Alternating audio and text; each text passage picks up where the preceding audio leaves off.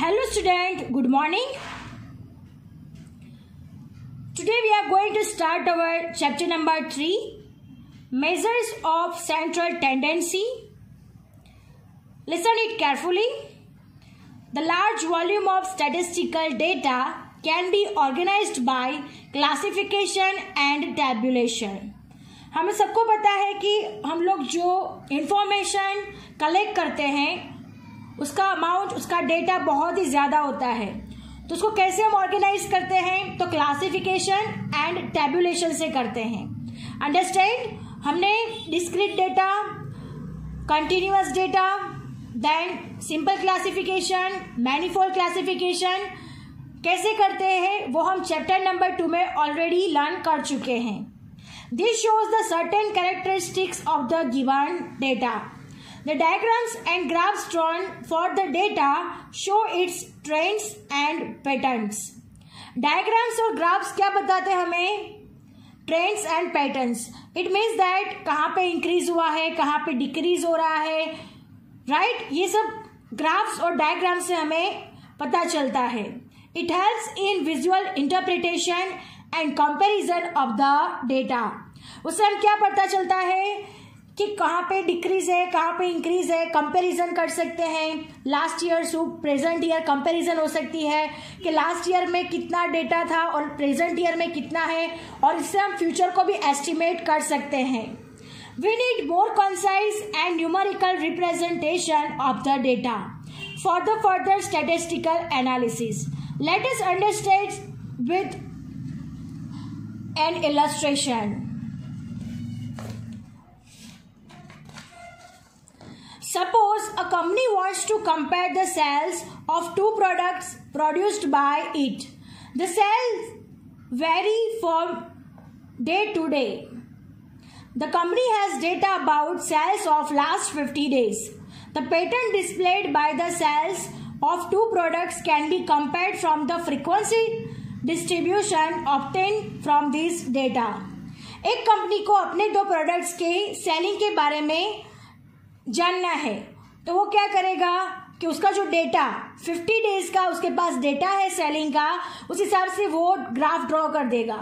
उस हिसाब से उसका ग्राफ ड्रॉ होगा और कितना प्रोडक्ट्स कैसे सेलिंग हुआ है वो उसे पता चलेगा. The pattern displayed by the sales of the two products can be compared from the frequency distribution obtained from this data, but the company needs some exact measure to describe the data of the sales.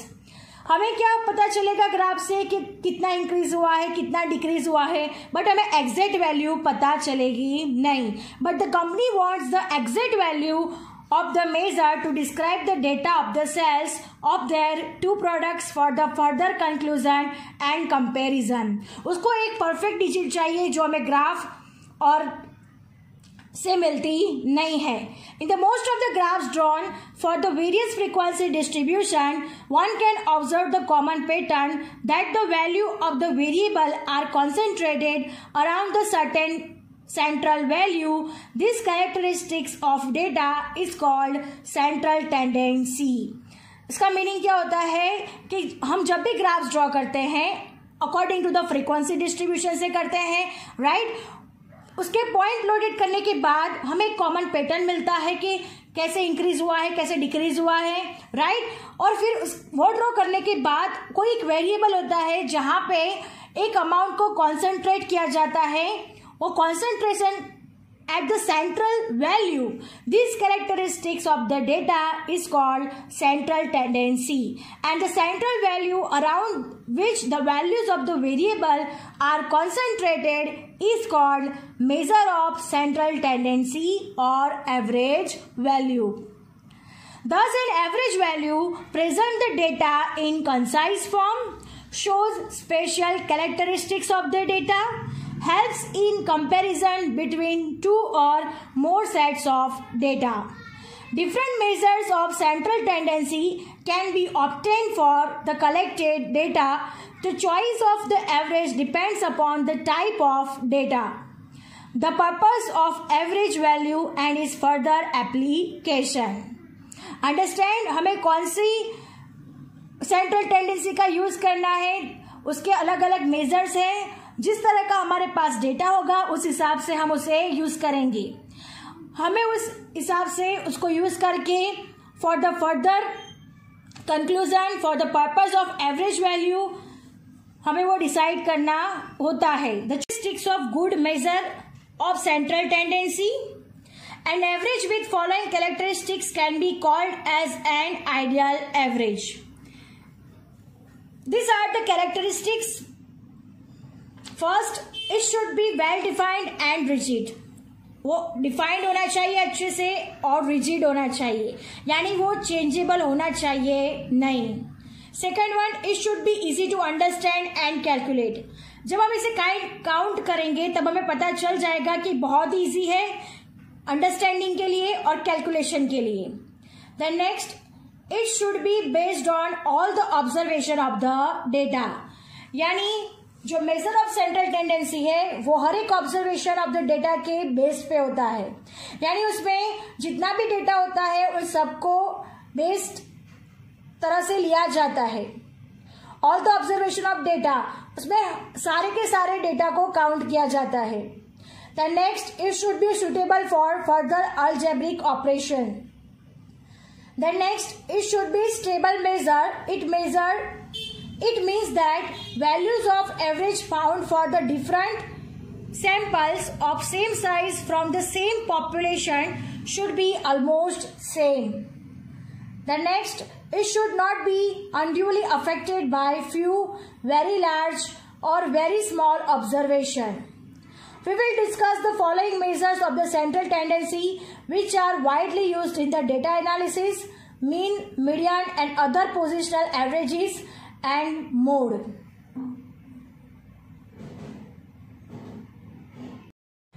So student, our characteristics of good measures of central tendency are over here. So ये सारे characteristics होने चाहिए। Understand, आपको सिर्फ याद रखने हैं, समझने हैं, दैट्स इट। हमें इसके सम्स काउंट करने हैं, सम पे ज्यादा कॉन्सेंट्रेट करेंगे। ये थियरी है, आपको ध्यान में रखनी है और समझनी है। अंडरस्टैंड। Now first mean. सब आज हम सिर्फ मीन के बारे में सीखेंगे। What is the meaning of mean? तो आप लोग सब जानते हो कि 10th स्टैंडर्ड में आप लोग स्टैटिस्टिक्स एक चैप्टर आता था, उसमें आप लोग मीन फाइंड करते थे। आपको याद होगा कैसे मीन फाइंड किया जाता है। ठीक उसी तरह से यहाँ पे भी आपको स्टैटिस्टिक में मीन वैसे ही फाइंड करना है। सबसे पहले हम मीन का डेफिनेशन देखेंगे, मीन को क्या कहते हैं, उसके बाद हम उसका फॉर्मूला देखेंगे। ठीक है, so let us start our first mean. So first, arithmetic mean or mean. This is one of the most commonly used average. Right? बहुत commonly use होती है ये average mean. Meaning arithmetic mean is defined as the value obtained by sum of all observation divided by the total number of the observation. यानी sum of all observation, यानी जितना भी data दिया गया है उन सबका क्या करना है, प्लस करना है, and divided by total number of the observation. और total number of the observation को क्या करना है, उससे डिवाइड करना है, उससे हमें क्या मिलेगा, मीन मिल जाएगा। The arithmetic mean of variable x is denoted by x bar. हम एक्स बार को क्या बोलते हैं, मीन बोलते हैं। Understand, the arithmetic mean of variable is denoted by x bar. Now calculation of mean for raw and ungroup data. For raw data and ungroup data, यानी जहां पे सिर्फ डेटा ही दिया गया हो, जहां पे सिर्फ नंबरिंग्स दिए गए हो, यानी रो डेटा दिया गया हो, तब हमें कौन सा फॉर्मूला यूज करना है।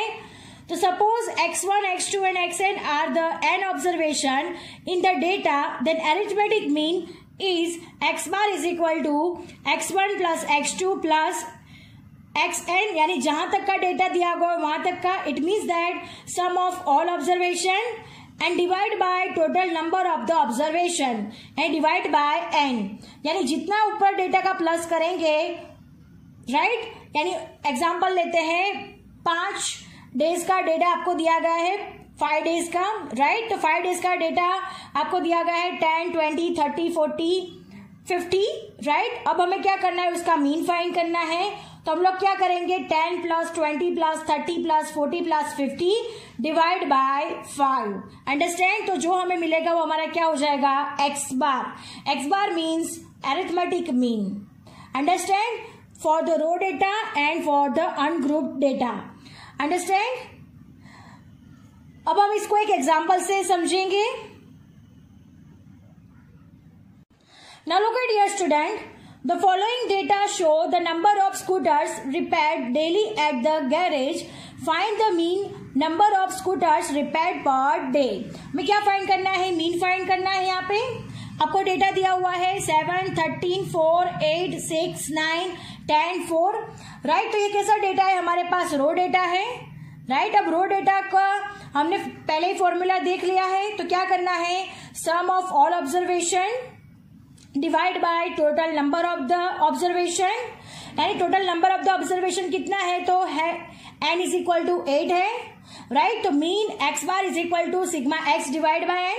तो सिग्मा x कैसे फाइंड करेंगे, तो ये सारे के सारे ऑब्जर्वेशन का क्या किया जाएगा, प्लस किया जाएगा। सो 7 plus 13 plus 4 plus 8 plus 6 plus 9 plus 10 plus 4 divide by 8। इन सबका प्लस करेंगे तो टोटल आएगा 61।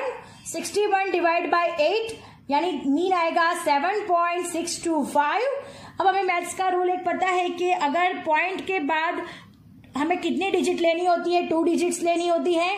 अगर पॉइंट के बाद थर्ड डिजिट 5 और 5 से ज्यादा है तो हम लोग क्या करेंगे, आगे की एक डिजिट में एक ऐड कर देंगे, यानी 2 में एक ऐड करेंगे तो 3 हो जाएगा, यानी 7.63। Thus the mean number of scooters repaired per day at the garage is 7.63 scooters. Understand? यानी एवरेज कितने रिपेयर हो रहे हैं, 7.63 scooters. I hope you understand it very well. Our first average mean. Understand? Our first average find करना यानी mean find करना, ये हमारा फर्स्ट डिस्कशन था मेजर ऑफ सेंट्रल टेंडेंसी के लिए। I hope you understand it very well. Thank you students.